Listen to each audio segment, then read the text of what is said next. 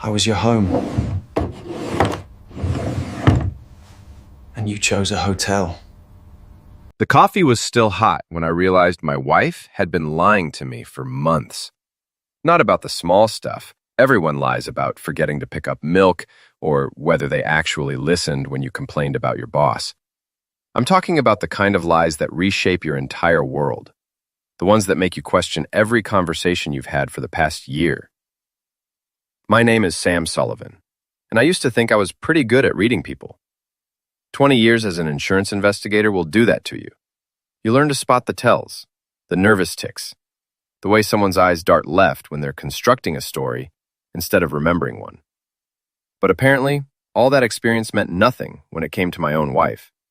Elaine was at the kitchen counter, her back to me, fingers flying across her phone screen with the kind of intensity usually reserved for emergency room surgeons. Her auburn hair was pulled back in that messy bun she claimed was effortless, but took her 20 minutes to perfect. She was wearing her navy blazer, the one that meant she had an important meeting today. "Running late again?" I asked, settling into my usual chair at our small breakfast table. The Victorian house we'd bought 15 years ago had a kitchen that was supposed to be charming, according to the realtor. But mostly it just felt cramped when we were both in it. "Client emergency," she said without turning around. "The Henderson account is imploding, and apparently I'm the only one who can fix it." Zach, I nodded, though she couldn't see me. Elaine worked at Morrison & Associates, one of the bigger advertising agencies in our mid-sized New England city. She'd climbed from junior account executive to senior strategist in just 8 years, and she never let anyone forget it, including me. "Will you be home for dinner?" I asked, already knowing the answer. "Probably not. This could go late." She finally turned around and I caught something in her expression. A flicker of something that wasn't quite guilt, but wasn't innocence either. "Don't wait up." She grabbed her coffee mug and headed for the door, pausing to give me a quick kiss on the cheek. Her lips were already glossy with that expensive lipstick she'd started wearing recently, the one that cost more than my lunch budget for a week. "Love you," she called over her shoulder, and then she was gone, leaving behind the faint scent of her new perfume and the lingering feeling that something was off. I sat there for a moment, staring at the spot where she'd been standing. This had become our morning routine over the past few months. Her rushing off to some crisis, me sitting alone with my coffee and growing suspicion. It wasn't any one thing that bothered me. It was the accumulation of small details that didn't quite add up. The late nights that had become standard. The way she guarded her phone like it contained state secrets. The new clothes, the expensive perfume, the sudden interest in working out that had her at the gym until 8 p.m. 3 nights a week. And then there were the phone calls she took in the other room, speaking in hushed tones about strategy sessions and client confidentiality. Melee Van danced into the kitchen, still in his pajamas, despite the fact that his school bus would arrive in 30 minutes. At 14, he'd perfected the art of moving just slowly enough to make everyone around him nervous about being late. "Mom gone already?" he asked, opening the refrigerator and staring into it like he expected its contents to have magically changed overnight. "Client emergency," I said. He made a non-committal noise and grabbed the orange juice. She's been having a lot of those lately. Misled out of the mouths of babes. Even Ethan had noticed the pattern. "Your mom works hard," I said, though the words felt hollow even as I spoke them. "Yeah, I know." He poured himself a glass of juice and leaned against the counter. "Dad, are you and Mom okay?" The question hit me like a punch to the gut, mainly because I wasn't sure how to answer it. Were we okay? I honestly didn't know anymore. Why would you ask that? Admiration, shrugged, suddenly fascinated by his orange juice. "I don't know. You guys just seem different lately. Like you're both pretending everything's fine, but it's not." Paycheck. Smart kid. Too smart for his own good, maybe. "Things are fine between your mom and me," I said, hating myself for lying to him. Sometimes adults go through stressful periods at work, and it can affect how they act at home. It doesn't mean anything's wrong with the marriage. Marriage. He nodded, but I could tell he wasn't convinced. I could tell he wasn't entirely convinced. Heck, I wasn't entirely convinced either. After Ethan left for school, I found myself alone in the house with my thoughts and a growing sense of unease. I'd been trying to ignore the warning signs for weeks, telling myself I was being paranoid, that 20 years of investigating insurance fraud had made me suspicious of everyone, including my own wife. But paranoia and intuition aren't always different things. I walked upstairs to our bedroom and stood in the doorway, looking around like I was seeing it for the first time. Everything looked normal. The unmade bed, Elaine's reading glasses on the nightstand, the stack of advertising trade magazines she never seemed to actually read. But normal didn't mean innocent. I opened her dresser drawer, the one where she kept her jewelry and personal items. I wasn't sure what I was looking for, but I knew I'd recognize it when I saw it. Hidden underneath a stack of scarves, I found a receipt from Romano's, an upscale Italian restaurant downtown. The date was from 2 weeks ago, a Tuesday night, when she told me she was working late on the Henderson account. The receipt was for 2 meals, 2 glasses of wine, and dessert. The total was over $150. I stared at the piece of paper, my hands shaking slightly. There could be an innocent explanation. Maybe she'd taken a client to dinner. Maybe it was a business meeting that ran long and turned into a meal. Maybe I was reading too much into a simple receipt. But then I looked at the items ordered. 2 orders of the ossobuco, Romano's signature dish. 2 glasses of their most expensive Chianti. Tiramisu for dessert. This wasn't a business dinner, this was a romantic evening. I folded the receipt carefully and put it back where I'd found it. My heart was pounding, and I felt sick to my stomach. Part of me wanted to confront Elaine immediately, to demand an explanation and clear the air. But the investigator in me knew better. One receipt wasn't proof of anything, not really. It was just the first piece of evidence in what might be a much larger puzzle. I needed to know more before I made any accusations. I needed to be sure. The rest of the day passed in a blur of routine activities that felt anything but routine. I went to my office, processed some claims, made phone calls to contractors and adjusters. But my mind kept drifting back to that receipt, to the way Elaine had avoided eye contact that morning, to Ethan's innocent question about whether his parents were okay. By the time I got home that evening, I'd made a decision. If Elaine was having an affair, I was going to find out. And if she wasn't, well, then at least I could stop driving myself crazy with suspicion. But first, I needed help. And I knew exactly who to call. Detective Ray Halloran had been my partner for 6 years before I left the force to become an insurance investigator. He was the kind of cop who believed in shoe leather and intuition over fancy technology and psychological profiles. More importantly, he was the kind of friend who would help you bury a body without asking too many questions. Though in this case, I was hoping it wouldn't come to that. I found him at Richie's Bar, a dive on the east side of town that catered to cops, ex-cops, and people who wanted to drink in peace without worrying about trendy cocktails or artisanal anything. Ray was at his usual spot at the end of the bar, nursing a beer and reading a paperback thriller that looked like it had been through a washing machine. "Sully," he said, without looking up from his book. "You look like heck." "Thanks. You always know just what to say." Ray closed his book and studied my face with the kind of attention that had made him a good detective. "What's eating you?" Afflicta ordered a beer from Richie, who nodded and moved away without comment. Richie understood the value of privacy, which was one of the reasons his bar had become an unofficial headquarters for anyone who needed to have conversations that shouldn't be overheard. "I think Elaine's having an affair," I said quietly.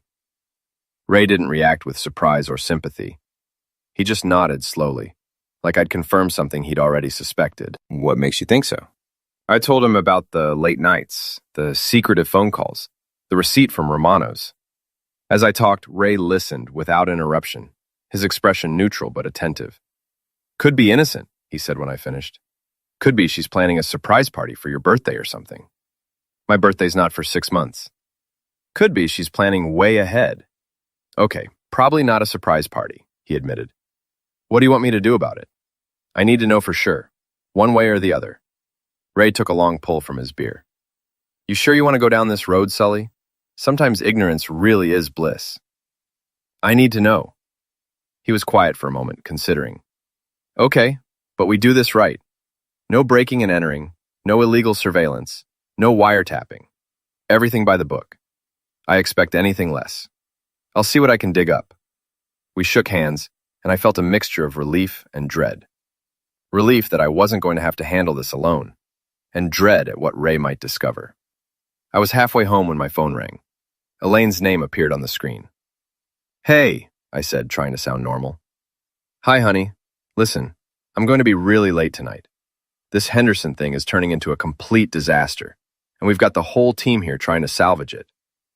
How late is really late? How late is really late? Probably not until after midnight. Don't wait up, okay? Sure, I said. Good luck with the crisis. Thanks. Love you.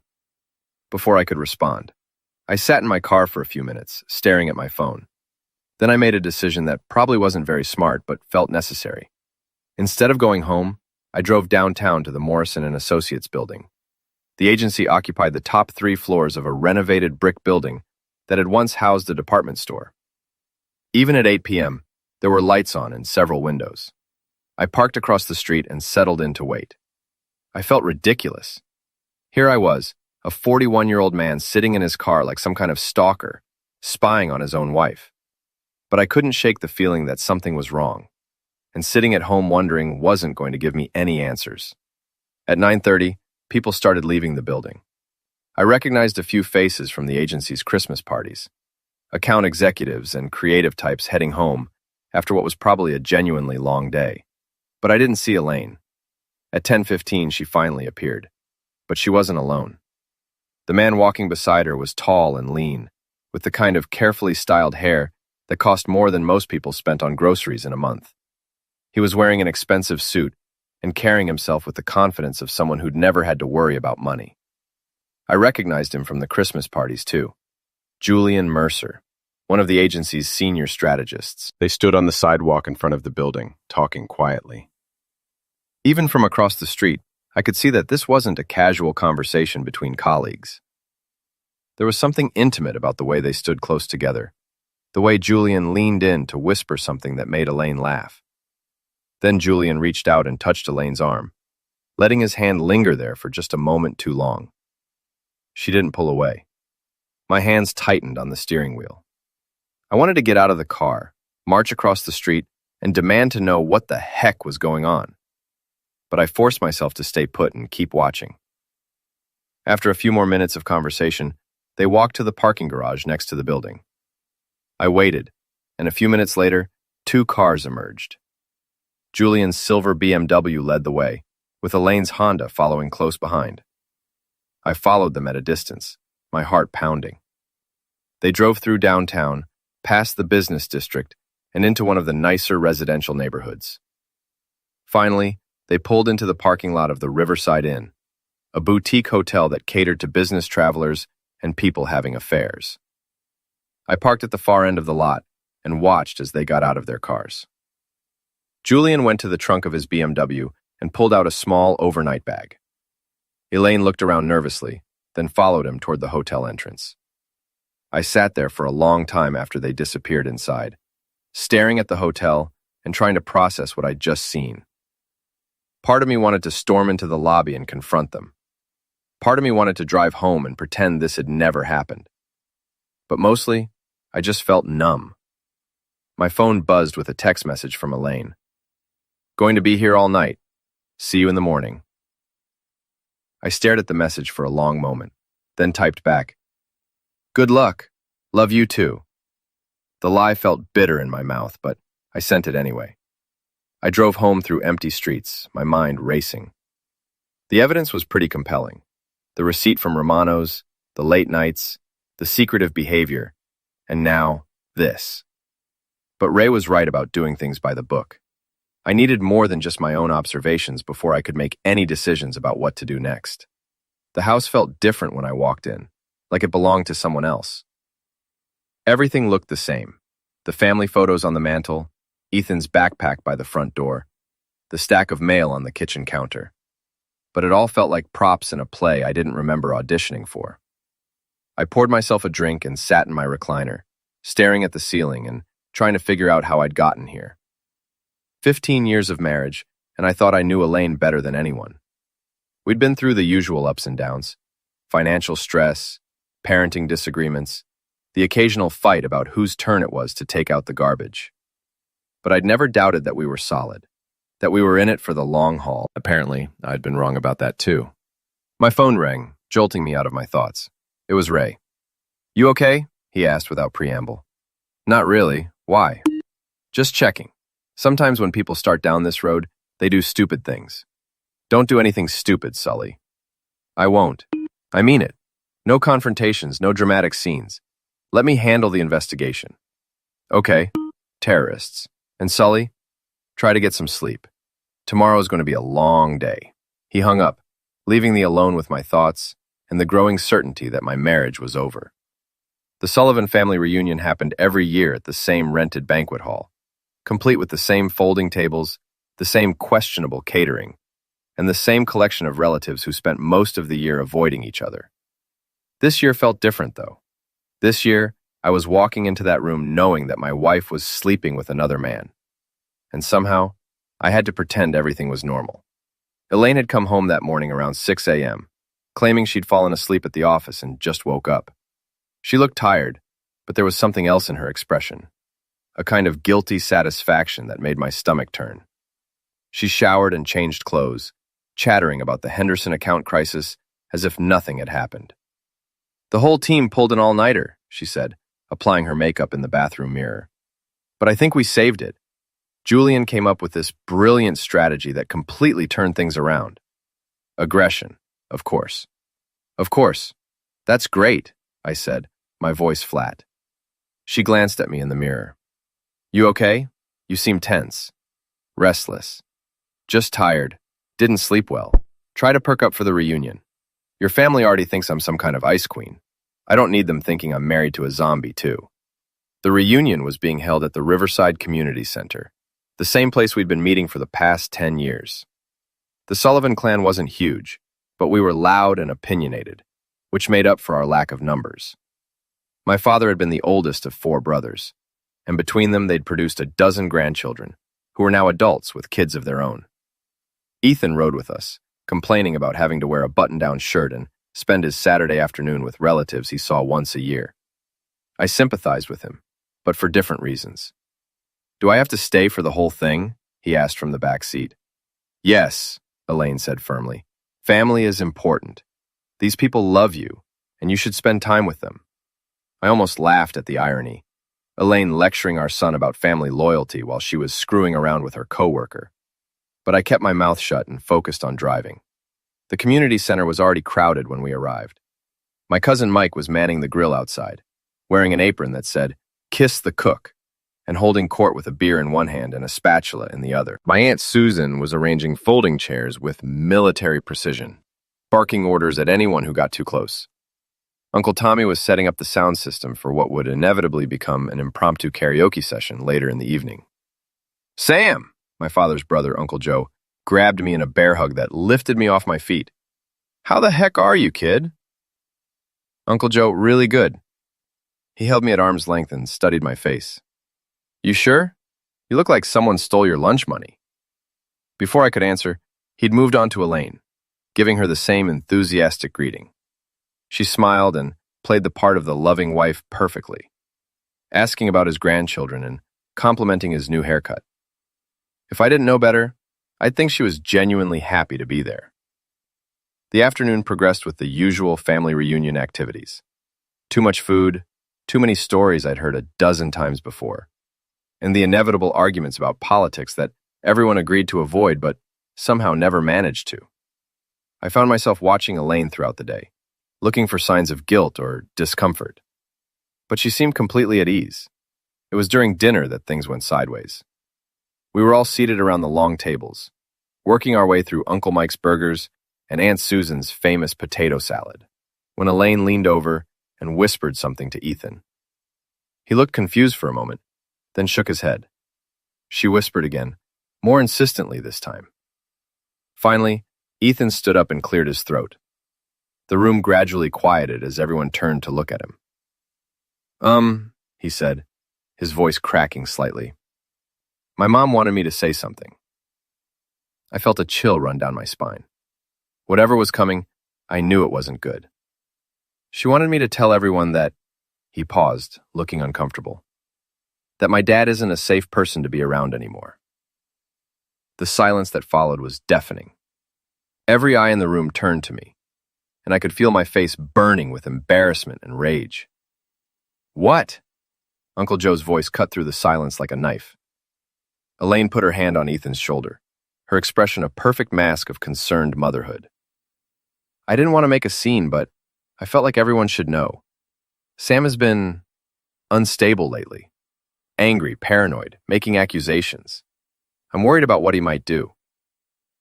The room erupted in confused murmurs and shocked whispers. I sat there, frozen, as my own family looked at me with suspicion and concern. That's BS, Uncle Joe said loudly. Sam's one of the most level-headed people I know. I know it's hard to believe, Elaine said, her voice trembling with what sounded like genuine emotion. But he's been following me, going through my things, accusing me of having an affair. Yesterday, he threatened to hurt me if I didn't confess to something I didn't do. Mirrors, louder this time. I could see doubt creeping into some faces, concern into others. I stood up slowly, my hands shaking with rage. That's interesting, Elaine. Tell them where you were last night. I was at work, dealing with a client crisis. You know that. Really? Because I saw you go into the Riverside Inn with Julian Mercer at 10:30 p.m. Reinstalled, the room went dead silent again. Elaine's face went pale, but she recovered quickly. See? She said, her voice rising. This is exactly what I'm talking about. He's been stalking me, following me around, making up these paranoid fantasies. Julian is a colleague. We were having a business meeting. Restrictions. At a hotel? With an overnight bag? I don't have to justify my work schedule to you, Sam, especially not in front of your family. Reached into my jacket pocket and pulled out the receipt I'd found in her dresser. What about this? Romano's, 2 weeks ago. 2 dinners, 2 glasses of wine, dessert. On a Tuesday night when you told me you were working late on the Henderson account. Elaine's eyes widened as she recognized the receipt. For just a moment, her mask slipped, and I saw panic flash across her face. Where did you get that? She whispered. From your dresser drawer, along with the credit card statements showing 3 more dinners at expensive restaurants. All on nights when you claimed to be working late. The room was completely silent now. Even the kids had stopped talking and were staring at us with wide eyes. You went through my personal things? Elaine's voice was getting higher, more desperate. You invaded my privacy, violated my trust, and now you're trying to humiliate me in front of your family? I'm trying to get some honest answers for once. Elaine looked around the room at all the faces staring at her, then back at me. For a moment, I thought she might break down and confess everything. Instead, she grabbed her purse and headed for the door. I don't have to listen to this, she said. When you're ready to get help for your problems, Sam, let me know. Until then, Ethan and I will be staying somewhere safe. Shoreline, she looked at our son. Come on, honey, we're leaving. Ethan looked confused and scared. Mom, what's going on? Your father is sick, sweetheart. He needs help, but until he gets it, we can't stay in the same house with him. I'm not going anywhere, Ethan said quietly. Dad, did you really follow Mom? Marshall, I looked at my son. This kid who was caught in the middle of something he shouldn't have to deal with, and made a decision. Yes, I said. I followed her because I suspected she was lying to me, and I was right. Thickness nodded slowly, then looked at his mother. Were you really working last night? Elaine's face crumpled. I feel like the Julian's the join with leader in self effectively, as responsibly, when she was tasked to stead. Elaine's looked at my son. I still not really. Elaine's face crumpled. It's complicated, honey. Adult relationships are complicated. That's not an answer, Mom. The room was so quiet, you could hear the air conditioning humming. Finally, Uncle Joe stood up. Elaine, he said, his voice calm but firm. I've known Sam his whole life. He's not perfect, but he's not a liar. If he says he saw you at a hotel with another man, then that's what happened. Other family members began nodding and murmuring agreement. Elaine looked around desperately, realizing she was losing the room. "Fine," she said, her voice breaking. "Fine. You all want to take his side, go ahead. But don't come crying to me when he snaps completely." She stormed out, leaving Ethan standing there looking lost and confused. Uncle Joe put his arm around my shoulders. "You okay, kid?" Marginalized. They nodded, though I wasn't sure if that was true. "I will be." "What do you need?" I looked around the room at all these people who had known me since I was born, who had just witnessed my marriage implode in spectacular fashion, and who were still standing by me. "A good lawyer," I said, "and maybe a drink." "I can help with both of those," Uncle Joe said with a grim smile. As the family rallied around me and Ethan, I felt something I hadn't experienced in months. Hope. Maybe my marriage was over, but I wasn't alone. And now that the truth was out in the open, I could start figuring out what came next. Starting with making sure Julian Mercer understood exactly what kind of man he'd chosen to cross. Ray Halloran called me at 7 a.m. the next morning, which meant he'd been working since dawn. That was Ray. When he committed to something, he went all in. "Meet me at Richie's in an hour," he said without preamble. "And bring coffee. Good coffee. Not the swill they serve at that place." I found him in a corner booth, surrounded by file folders and looking like he'd been up all night, which, knowing Ray, he probably had been.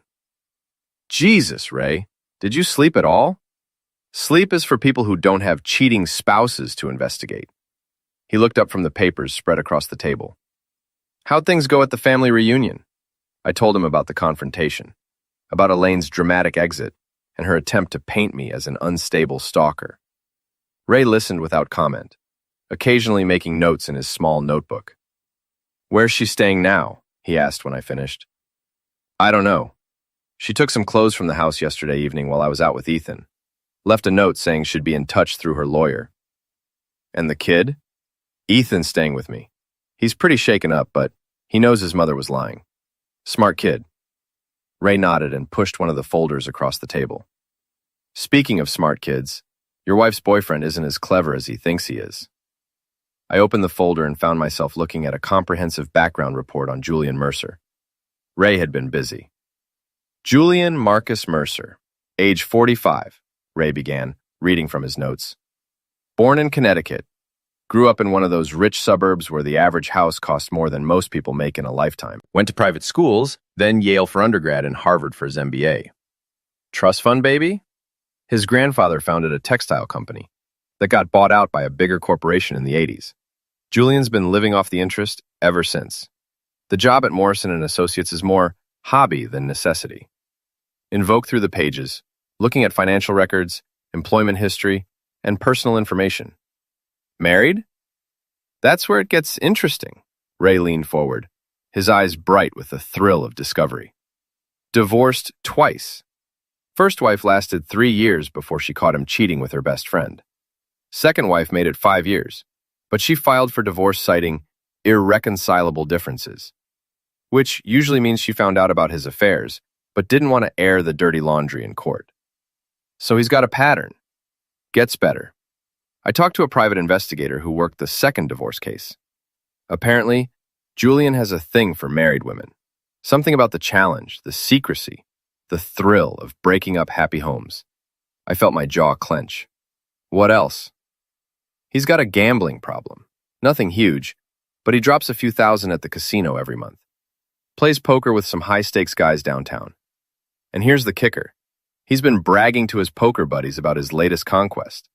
Ray pulled out a small digital recorder and set it on the table. One of the guys at the poker game is a retired cop who owes me a favor. He recorded this conversation from last week. He pressed play, and I heard Julian's voice, slightly slurred from alcohol, but perfectly clear. "She's completely hooked. Thinks I'm going to leave my whole life behind and run away with her. It's almost too easy, you know? These suburban wives, they're so desperate for excitement, for someone to make them feel special again. Tell them what they want to hear. Take them to some nice restaurants, and they'll throw away everything they've built. Another voice, older and rougher. What about the husband? Julian laughed. Insurance investigator. Boring as heck. She says he's getting suspicious, but what's he going to do? File for divorce? She'll take him for everything he's worth, and then some. And the kid? That's the beauty of it. She's already talking about how her husband is unstable, how she's afraid for her safety. By the time this is over, she'll have full custody and a nice fat alimony check every month. And I'll be there to help her spend it. Relentless. More laughter. Then the recording ended. I sat there staring at the recorder, feeling like I'd been punched in the stomach. It was one thing to know your wife was cheating. It was another to hear her lover discussing the destruction of your life like it was some kind of game. There's more, Ray said quietly. I did some digging into their timeline. Based on credit card records and witness statements, they've been seeing each other for at least 4 months, maybe longer. I thought back to when Elaine had started working late, when she'd begun buying new clothes and wearing expensive perfume. It all lined up. What about the agency? Do they know? Officially, no, but there are rumors. Julian's got a reputation as a player, and people have noticed him and Elaine spending a lot of time together. I talked to a few employees off the record. They're not surprised. I closed the folder and leaned back in the booth. So what now? Now we build a case. Document everything, gather evidence, make sure you're protected when this goes to court. Because it is going to court, Sully.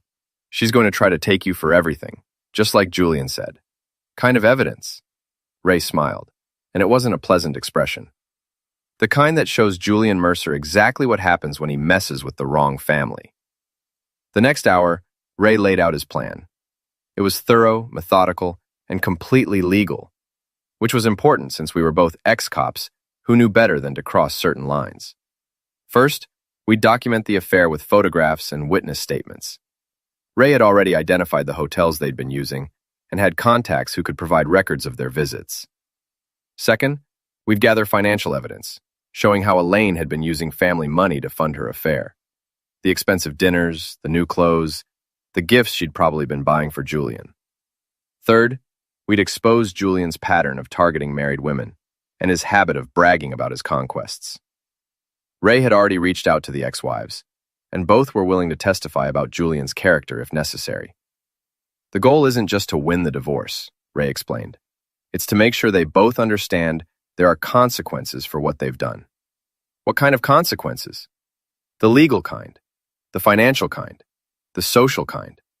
By the time we're done, Julian's reputation will be in ruins, and Elaine will be lucky to get supervised visitation with Ethan.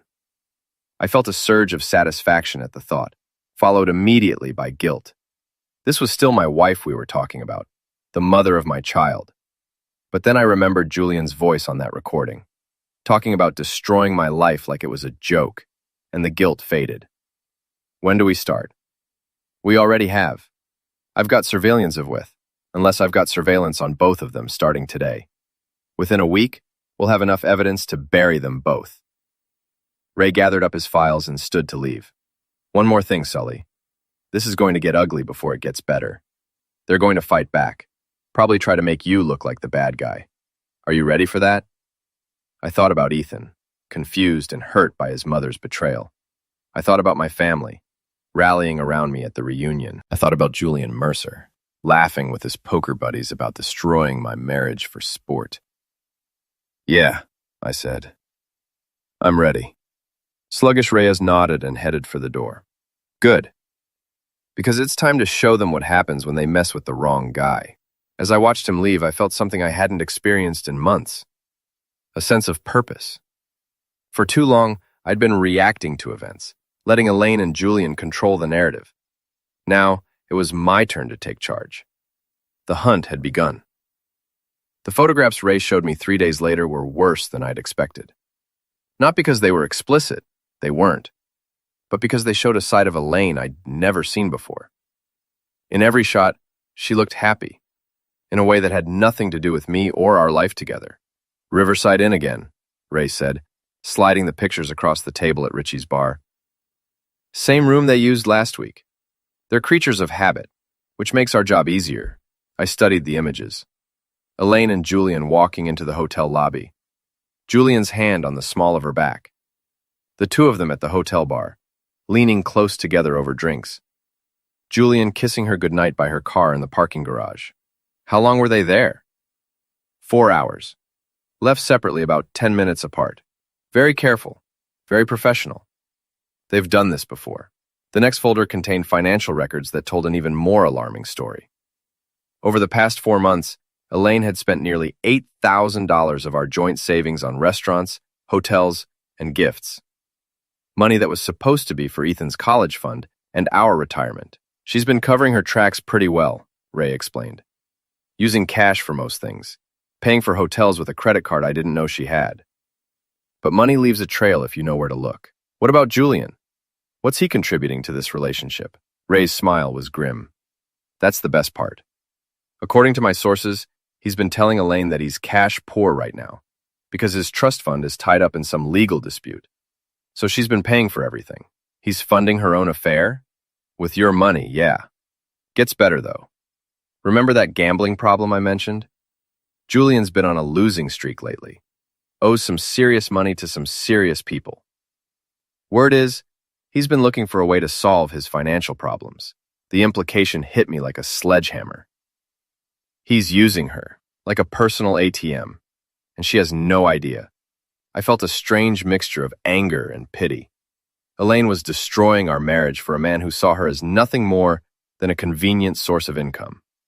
It would have been almost sad if it wasn't so infuriating. There's something else, Ray said, pulling out another folder. I tracked down Julian's ex-wives. Both of them are willing to talk. The first ex-wife, Catherine, had provided a written statement describing Julian's pattern of infidelity and financial manipulation. The second ex-wife, Maria, had gone even further, agreeing to testify in court if necessary. Maria's story is particularly interesting, Ray said. Julian convinced her to invest in some business venture that turned out to be a scam. She lost $50,000 before she figured out he was behind it. He's done this before, multiple times. The guy's a professional predator. He finds vulnerable women, usually married ones with access to money, and bleeds them dry while convincing them he loves them. Hit about Elaine, so proud of her intelligence and business acumen, being manipulated by a con man who saw her coming from a mile away. Part of me wanted to warn her, to save her from the humiliation that was coming. But then, I remembered her standing in front of my family, calling me unstable and dangerous, and that impulse faded. What's our next move? We spring the trap. I've arranged for Julian to get an invitation to a poker game tomorrow night. High stakes, the kind he can't resist. While he's there, losing money he doesn't have, you're going to pay Elaine a visit. What kind of visit? Reyes pulled out a thick manila envelope. The kind where you present her with evidence of what Julian's really up to, and give her a chance to come clean before this gets even uglier. I looked at the envelope, knowing it contained enough evidence to destroy both Elaine and Julian. And if she doesn't take the deal? That we go nuclear. Full disclosure to the divorce court, to her employer, to anyone who will listen. By the time we're done, they'll both be radioactive. That evening, I sat in my car outside the apartment complex where Elaine was staying, gathering my courage for what was going to be a very difficult conversation. She was renting a furnished one-bedroom unit in a complex that catered to people going through divorces. Temporary housing for temporary situations. I'd called ahead, so she was expecting me.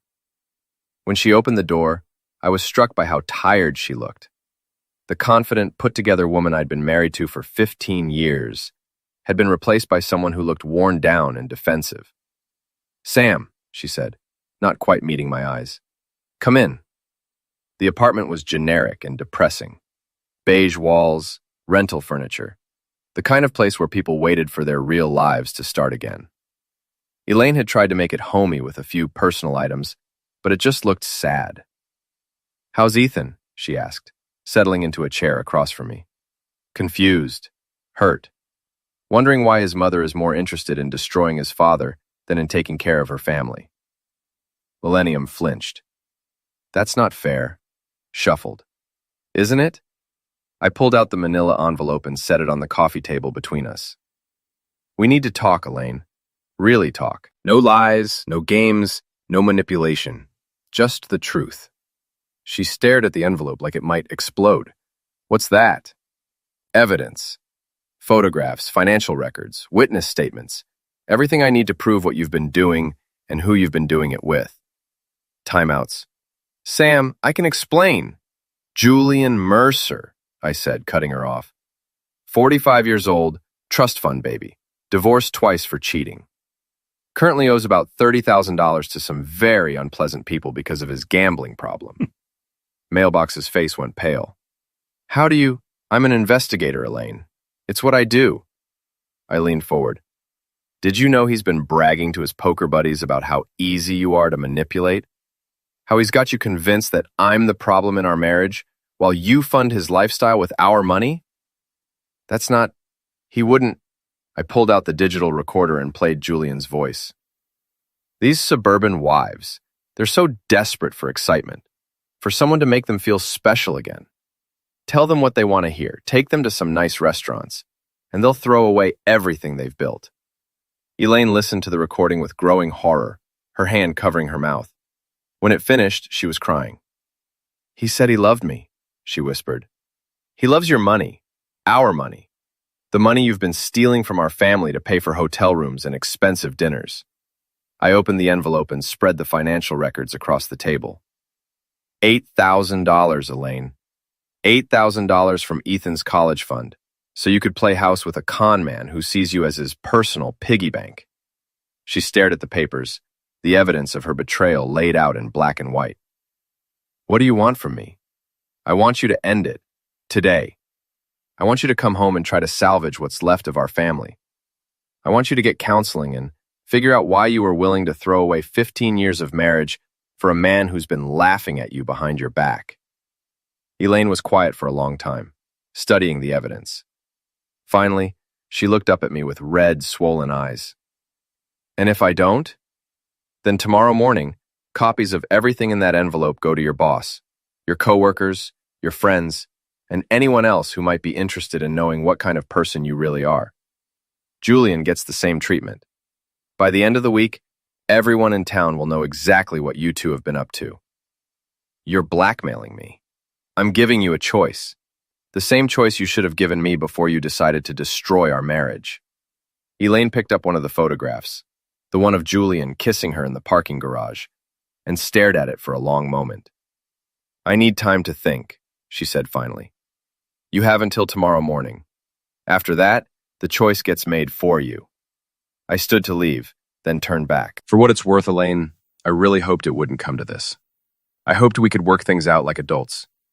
But you made your choice when you decided to humiliate me in front of my family and try to turn my son against me. She didn't respond, just sat there holding the photograph and crying. I left her there and drove home, feeling like I'd just crossed a line I couldn't uncross. Tomorrow, one way or another, this would all be over. Elaine didn't call. By 10 a.m. the next morning, I knew she'd made her choice. Ray had been watching Julian's apartment, and at 9:30, Elaine's Honda had pulled into the parking lot. She was doubling down, betting everything on a man who saw her as nothing more than a convenient source of income. She went up to his place about 20 minutes ago, Ray reported over the phone. Looked upset, but she went up anyway. Then we proceed as planned. You sure about this, Sully? Once we pull this trigger, there's no going back. I thought about Ethan, getting ready for school and trying to pretend his family wasn't falling apart. I thought about my relatives at the reunion, watching Elaine try to destroy my reputation to cover her own sins. I thought about Julian's voice on that recording, laughing about how easy it was to manipulate my wife. I'm sure. The first call I made was to Morrison and Associates. I asked to speak with the managing partner, a woman named Patricia Hoffman, whom I'd met at several agency social events over the years. Sam Sullivan, she said when she came on the line. How are you? I heard you and Elaine were having some difficulties. That's actually why I'm calling, Patricia. I have some information I think you should see regarding two of your employees. There was a pause. What kind of information? The kind that could expose your agency to significant liability if it's not handled properly. Can we meet this morning? An hour later, I was meet in the chapter former simplement. An hour later, I was field the school. The kind that could expose your agency to significant liability if it's not handled properly. An hour later, which is an increasingly form-dependent. The kind that could expose your agency to significant liability if it's not handled properly. An hour later, which is an increasingly love-dependent. That wasn't to completely reveal the school of her. I found out in sentence, the kind that could expose your agency to significant liability if it's not handled properly. Against the vice when you and your partner. The kind that could expose your agency to significant liability if it's not handled properly. I think it's a very interesting. I was sitting in Patricia Hoffman's corner office, watching her review the contents of Ray's envelope. She was a sharp woman in her 50s, who'd built Morrison and Associates from a small local shop into a regional powerhouse. She didn't get where she was by tolerating drama or liability. "How long has this been going on?" she asked, studying the photographs. "At least 4 months, possibly longer." "And you're certain these were taken at business events they claimed to be attending?" "Check your records. Every time they claimed to be working late on the Henderson account, they were actually at the Riverside Inn." Pa made some notes on a legal pad. "What do you want from me, Sam?" "I want them fired, both of them, today. And I want it made clear that their termination was for cause, so Elaine can't claim unemployment or severance. That's a serious request. It's a serious situation. Julian conversionally 5%. That's a serious situation. It's a serious situation with lately taken all of them. Lately taken White's information to do. I think the partners' way that they shout up unless a serious situation. Julian Mercer has been using your agency as cover for an affair that's destroyed my family. Elaine has been stealing money from our joint accounts to fund their relationship. And both of them have been lying to you about their work activities. Patricia closed the folder and leaned back in her chair. "I'll need to discuss this with our legal team, but I think we can accommodate your request. We can't have employees using company time and resources for personal affairs." "Thank you." "Simmons?" She looked at me with something that might have been sympathy. "I'm sorry this happened to you. Elaine always seems so professional, so committed to her work. People aren't always what they seem." The second call I made was to Julian's landlord, a guy named Pete Kowalski, who owns several apartment buildings around town. Pete was an old friend of Ray's, and he owed us a favor from a case we'd helped them with a few years back. "Julian Mercer?" Pete said when I explained what I needed. "Yeah, I know him. Rich boy who thinks the rules don't apply to him. What's he done now?" I gave Pete a condensed version of the story, focusing on Julian's financial problems and his habit of using other people's money to fund his lifestyle.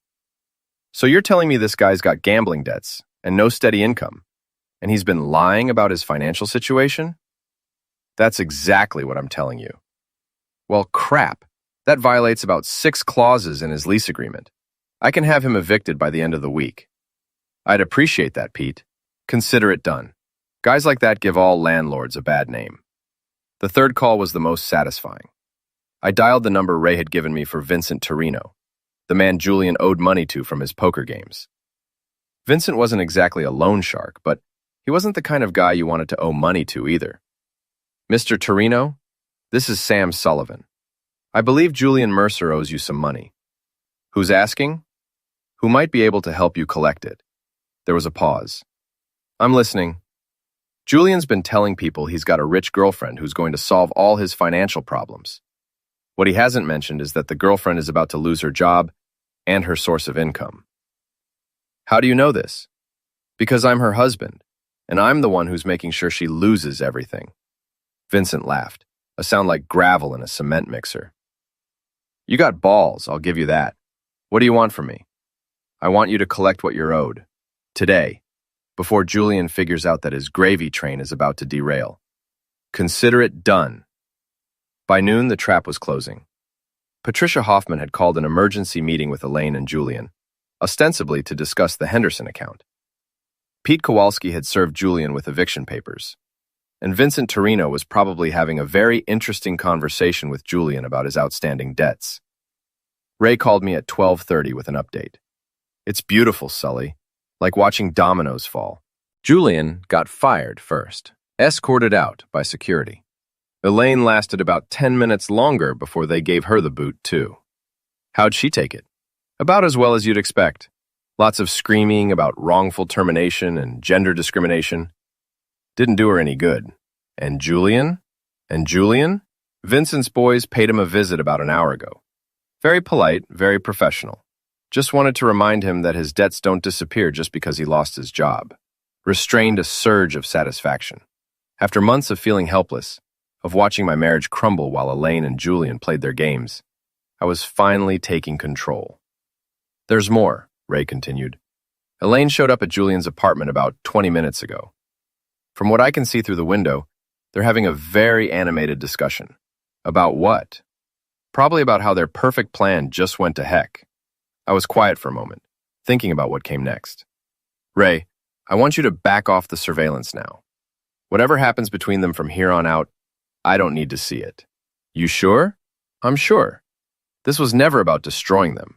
It was about making sure they understood there are consequences for their actions. And Ethan? What are you going to tell him? I looked out the window at my son, who was in the backyard throwing a tennis ball for our dog. He'd been through enough already. He didn't need to know the details of how his mother's affair had ended. I'm going to tell him that sometimes adults make bad choices, and sometimes those choices have consequences. But that no matter what happens between his mother and me, we both love him. That's good, Sully.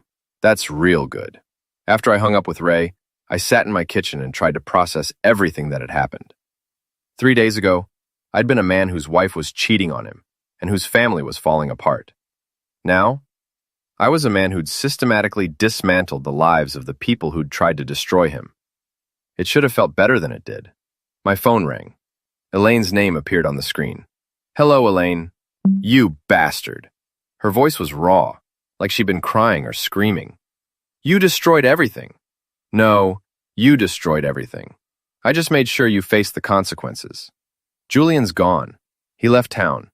Said it was too dangerous to stay here. Smart man. I lost my job, my apartment, everything. You should have thought about that before you decided to humiliate me in front of my family. There was a long pause. When she spoke again, her voice was smaller, more vulnerable. What happens now, Sam? Now you figure out how to rebuild your life. Just like I had to do when I found out my wife was cheating on me. What about Ethan? Ethan stays with me.